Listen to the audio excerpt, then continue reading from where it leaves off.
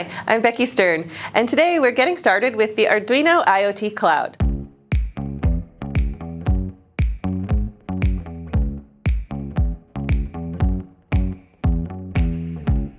We've covered general approaches to internet-connected projects here in this series before, and I encourage you to check out the episode linked in the card above and the description below for more info on this topic.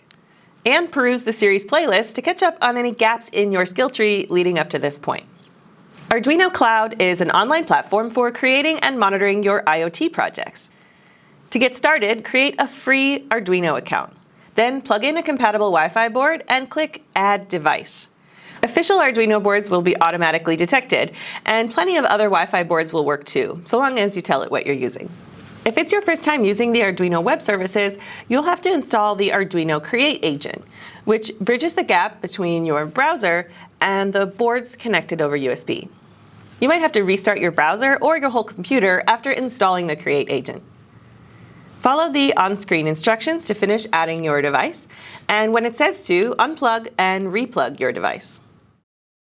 Once your device is online, you'll see that it's not linked to a thing, and you'll have the opportunity to create one. Click on the Create Thing button from the device page or from the Things page. The thing holds variables you will use for monitoring and interacting with your circuit. In my case, I'm building a temperature and humidity monitor, so I'll create two integer variables to hold those two pieces of sensor data. These are both read-only, meaning that the cloud will only receive this data from the board and not also send data back to the board. Next, click over to the Sketch tab to see the code that's been generated for you. You can use the basic editor here in the Sketch tab, or click into the full cloud editor. In my case, I need to include the library for the AM2320 temperature and humidity sensor I'm using, and set up the sensor as specified in the included example. Then write some code to set your variables with the sensor's data. Then verify and upload the sketch directly from your browser.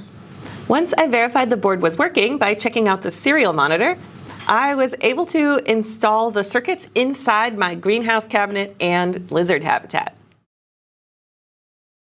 You could also download all the files generated by the cloud editor and use the Arduino desktop editor to deploy your code too, if you prefer. With your variables set up in the Arduino IoT Cloud, it's time to visualize the data on your own custom dashboard. You can pick from a variety of interface elements to suit your needs. For my temperature and humidity monitor, I can show the values as numbers, on a gauge, as a percentage, or on a chart. You can share your dashboards, but the other person must also have a free Arduino account to be added. Depending on what type of variable you've created, different interface elements are available to you. For instance, I can add a read-write integer to set a threshold for one of the sensor value integers. Then I can write to it through the dashboard by typing in the value widget. I'll also create a read-only Boolean variable to store the state, and write a little if statement to toggle the Boolean if the threshold is exceeded. The cool part is I can look at my dashboard from anywhere, including my mobile device, using the Arduino IoT Cloud remote app for Android and iOS.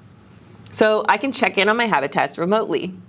But the app also lets you use the phone as a device, sending the phone's sensor data to Arduino IoT Cloud, including the compass, the GPS, the microphone, and more.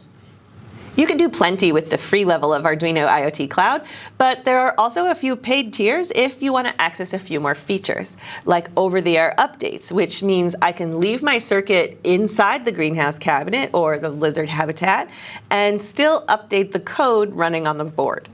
The cloud editor doesn't support OTA updates for all boards, but you'll see it indicated if it does. Another pro feature is triggers, where you can build email and push notifications triggered by your cloud variables. This is a lot like how you build applets in If This Then That, another freemium web service that you might like that has more connected services. I mention it because you can trigger IFT through Arduino IoT Cloud's webhooks integration.